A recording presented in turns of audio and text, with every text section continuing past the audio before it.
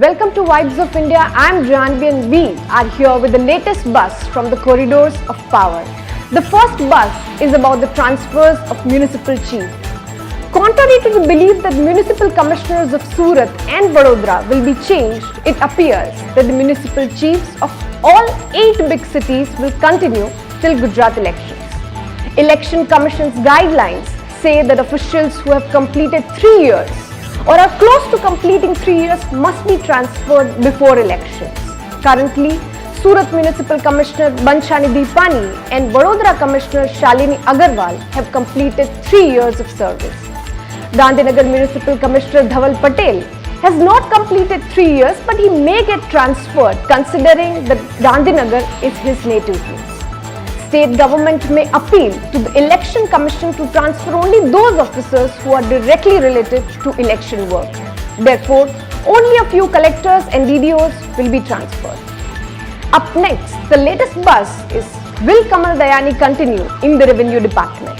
Well, after Senior Cabinet Minister Rajendra Trivedi was divested out of his revenue portfolio over performance and corruption issues, there were rumors that the performance of his boss may adversely impact the prospects of additional Chief Secretary Revenue, Kamal Dayani.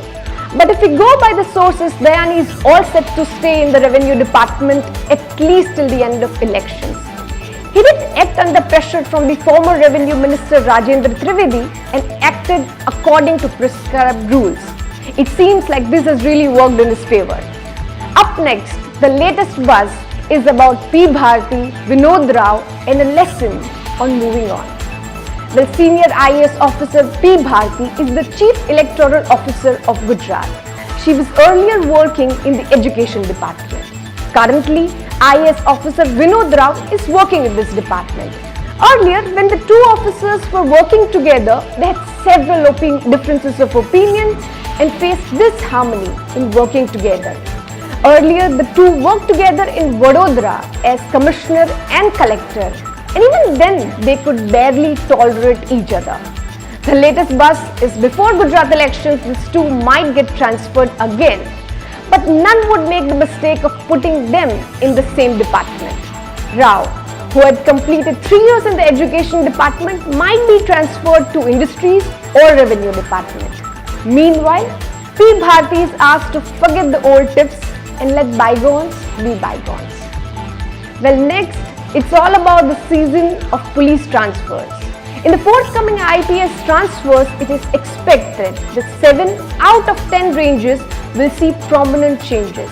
Ahmedabad city and district are likely to witness 3 major changes among officers of DIG and IGP. Ahmedabad city is not likely to see change at the top. Meanwhile, 2 IPS officers are expecting central deputation. What happens to these IPS officers? Time will tell. But the last buzz is about the new rule in Sachivalaya. While IAS officer always maintain the distance from politics, the new rule in Sachivalaya Gandhinagar will be to not discuss politics even over lunch. Most IAS officers come together for lunch around 1:30 to 2:30 p.m. And most times the conversation would revolve around politics and politicians. When senior officers knew about this, they formed a new rule, and that is to skip politics and politicians' topics from their lunch hours discussion. Whoever is caught discussing politics will have to buy sweets for all other officers and make sure they do not repeat this mistake. It seems like IAS officers should just focus on how delicious the food is. Well, for more such updates from the corridors of power, keep watching Vibes of India. Thank you.